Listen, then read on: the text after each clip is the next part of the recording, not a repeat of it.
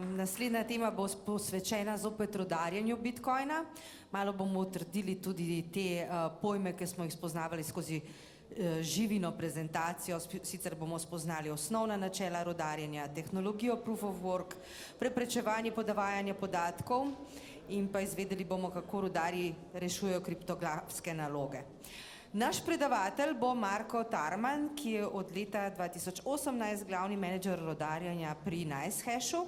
Je tudi eden od pionirjev, saj se z bitcoinom ukvarja od leta 2012 in je nekoč upravljal zelo veliko rudarsko farmo. Marko, izvolite, oder je vaš.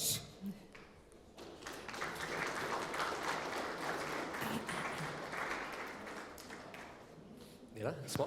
Ok. Hvala za uvod.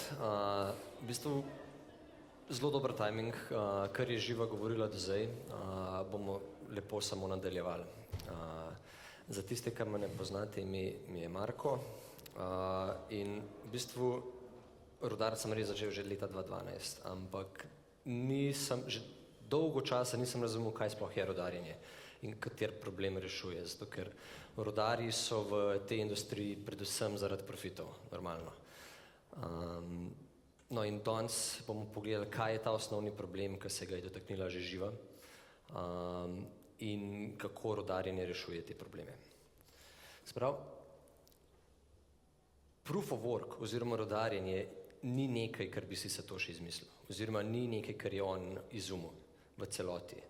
Prvi zapisi uporabljanje računalniške compute powera, se pravi računske moči, segajo že v leto 1993, ko sta Moni Naur in Cynthia Dwork prvič predstavila nek dokument, ki opisuje uporabo računske moči za preprečevanje nekega spama. No, leta 1997 je Adam Back kot prvi predstavil hash-cache algoritem oziroma protokol. Ta protokol preprečuje spam na e-mail omrežju. Namreč v tistem času je lahko vsakdo poslal neomejeno število mailov, brez da bi za to mogel porabiti kakršnokoli energijo, brez da bi za to plačal. No, in on si je zamislil, da vsakič, ko pošiljatelj pošle nek mail, mora za to plačati oziroma porabiti nekaj energije. Zato je uporabil hash-cache protokol.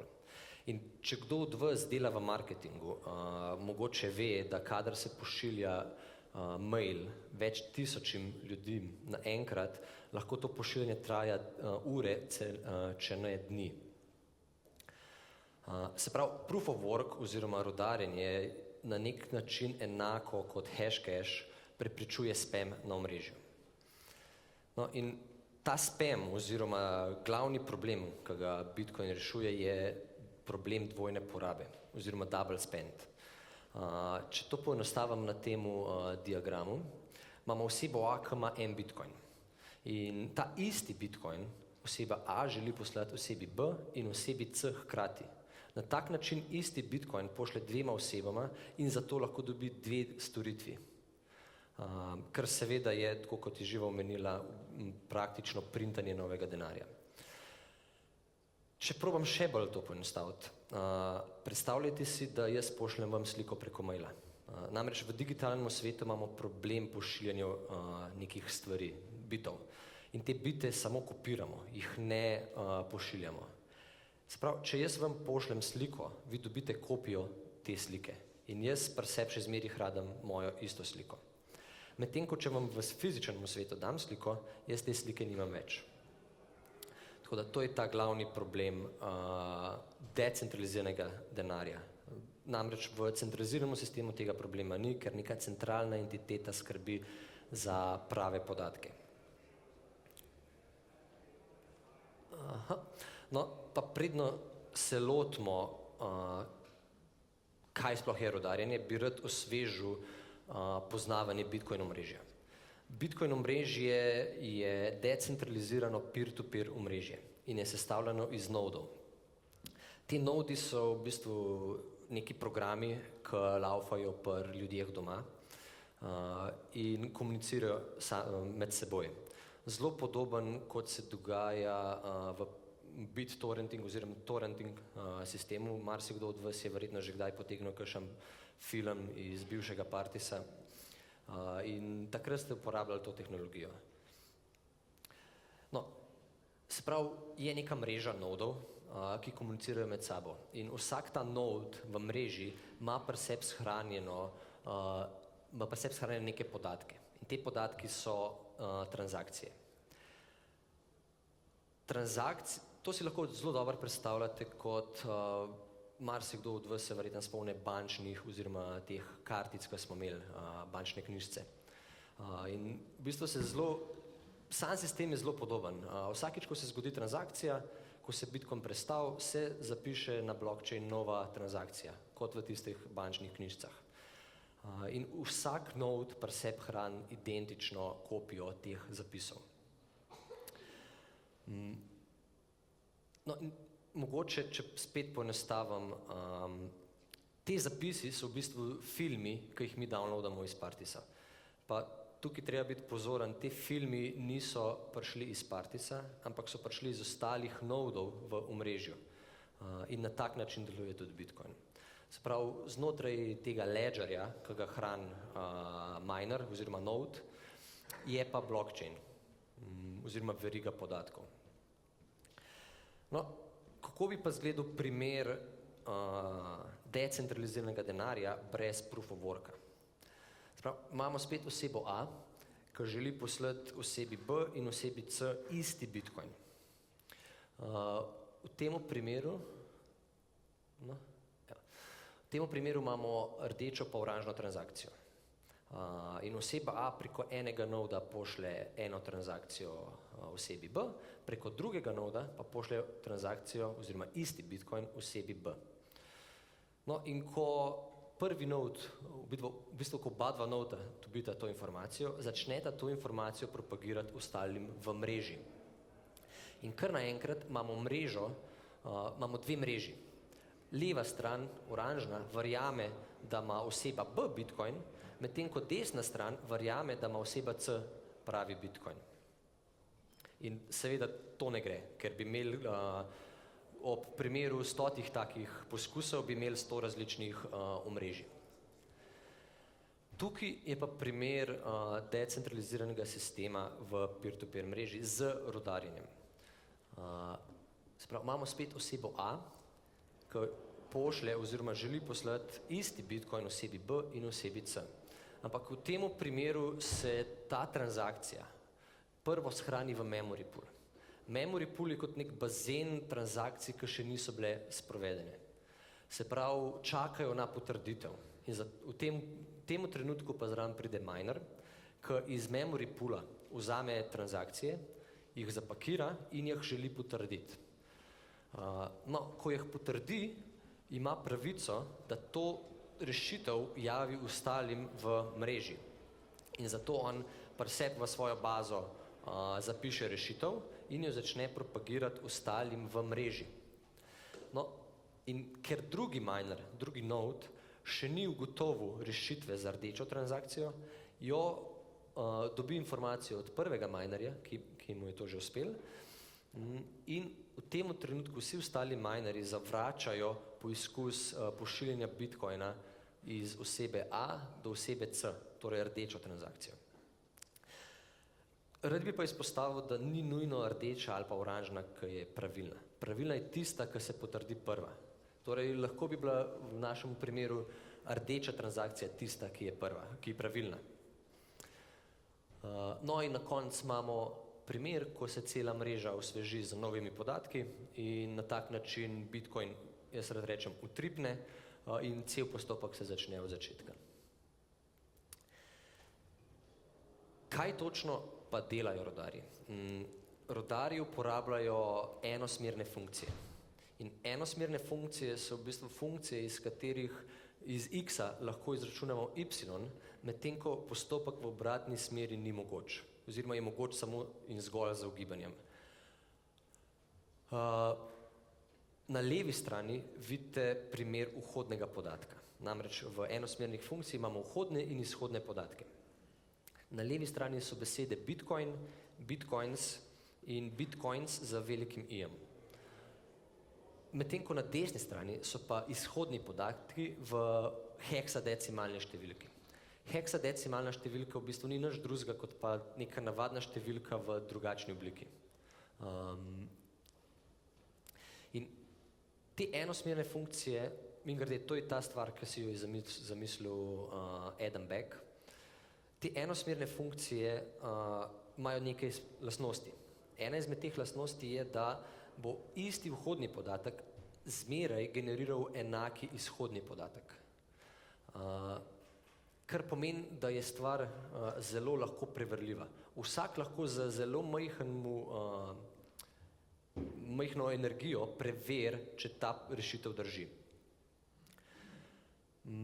No, in ta kriptografija, ki je temelj Bitcoina, je prisotna v bistvu vse povsod okoli nas. Če se prijavite v kakšno spletno stran z geslom, se uporablja kriptografija. Če uporabljate kakšno aplikacijo za pošiljanje sporočil, se uporablja kriptografija. Tudi za odklepanje avtomobilov se uporablja kriptografija. Torej, spet nekaj, kar ni izumil Satoshi, ampak je bil dosti pameten, da je vse sestavil skupaj. No, če pa zdaj pogledamo, kaj točno dela rudar z tem enosmernim funkcijam. Imamo osebo A, ki pošlje Bitcoin osebi B, torej oranžno transakcijo. Prvo se ta transakcija shrani v memory pool.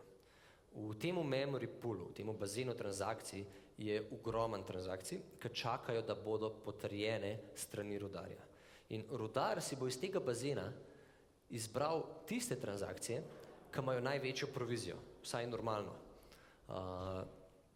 No, in si bo pripravil block candidate oziroma block template. Znotraj tega bloka je nek kup podatkov in med tem podatki so tudi transakcije. In v tem trenutku rudar ustvari vhodne podatke enosmerne funkcije. Se pravi, cel ta kvadrat, block candidate, to so vhodni podatki v primeru enosmernih funkcij. No, in če se spomnite, v primeru, da vhodne podatke spremenimo, oziroma jih samo rahlo modificiramo, bo izhoden podatek čisto drugačen. In kar rudar dela je, da preprosto temu bloku doda številko 1, seveda poenostavljam, številko 1 in na tak način dobiva različne izhodne podatke. Torej, v prvem primeru je dobil izhoden podatek, kot se vidi tam gor, in ciljni izhoden podatek pa mora biti določena vrednost, ki jo določi Bitcoin mreža. V tem primeru je ciljna težavnost, da se izhodni podatek začne z 5 nulami na začetku. Torej, z noncem, kar pomeni number only used once, je miner poizkusil prvič in je bil neuspešen. Potem z noncem števila 2 je že dobil nek izhoden podatek, ampak ta izhoden podatek se začne samo z 3 nulami. V tretjem primeru, v tretjem poizkusu, pa rudar dobi izhoden podatek, ki se začne z 5 nulami ali več.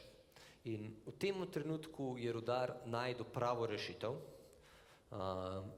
in to rešitev lahko zapiše v svoj blockchain.